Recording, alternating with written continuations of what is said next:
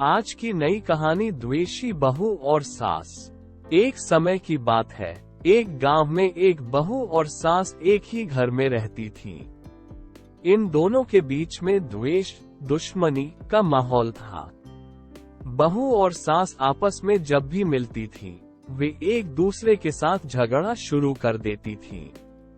इस जगहीनता के बावजूद वे एक ही छत के नीचे बसने के लिए मजबूर थीं।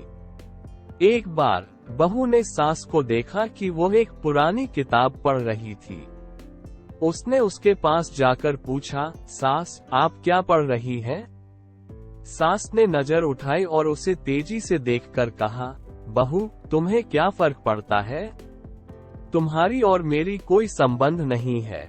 बहू थोड़ी देर तक सोचती रही और फिर धैर्य से बोली, सास, हम शायद दोनों मित्र बन सकती हैं। क्या मैं आपके पास बैठ सकती हूँ?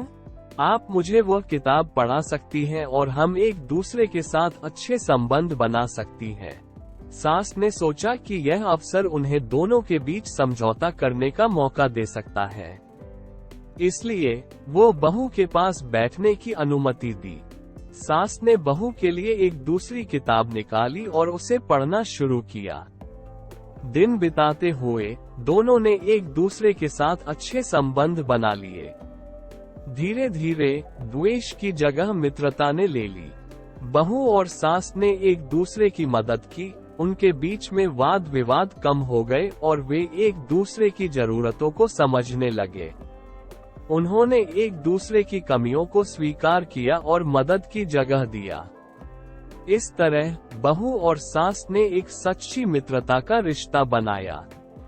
ये कहानी हमें ये सिखाती है कि अगर हम दूसरे लोगों की अलग थलग पसंदों और रुचियों को समझने की कोशिश करें, तो हम उनसे सौहार्दपूर्ण रिश्ते बना सकते हैं। द्वेष के स्थान पर हमें मित्रता और सहयोग की ओर प्रवृत्त होना चाहिए, जो हमें और हमारे पास वालों को सुख और समृद्धि की ओर ले जाता है। राधे राधे।